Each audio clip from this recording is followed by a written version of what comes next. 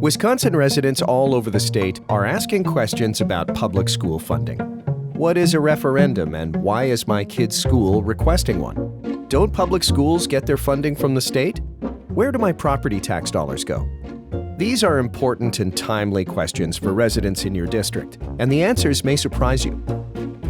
First, we need to understand that Wisconsin public school funding is a combination of two sources: general school aid from the state and property taxes from local property owners.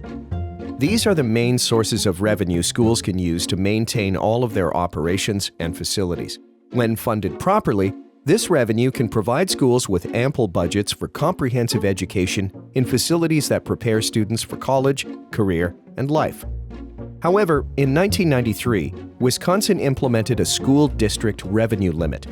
Most revenues, which are used for operational costs like curriculum, salaries, routine maintenance, and transportation, now have a ceiling that's been legally enforced by the state, regardless of the source of those dollars. This means that even if a district's local property taxes are raised, the school's state aid may decrease proportionately so as not to exceed its revenue limit.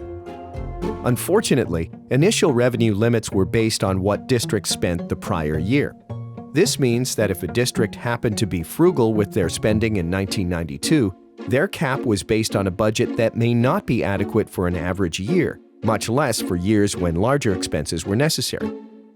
And revenue limits have not increased nearly enough to keep up with inflation and the rising costs of operations. So why would the state impose such limits? Don't they value education?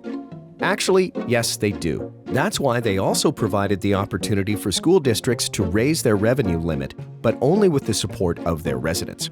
You see, up until 1993, school districts could raise their own revenue limit whenever and however they wanted.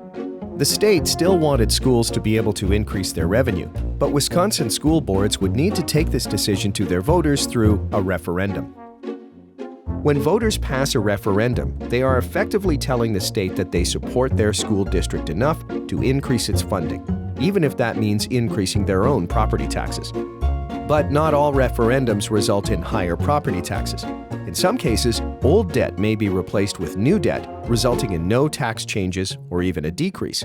In most cases, though, a slight increase in individual property taxes can result in a substantial overall increase in the amount of funding available for a district to use on year-to-year operations or bond projects like deferred maintenance needs.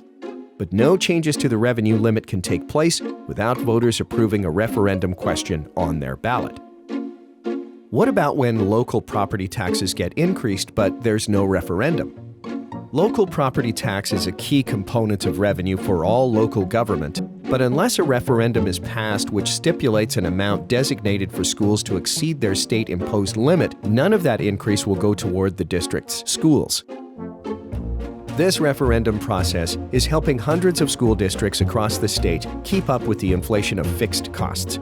And it's by design. Residents want to invest in their children's education. This is how they are able to do it.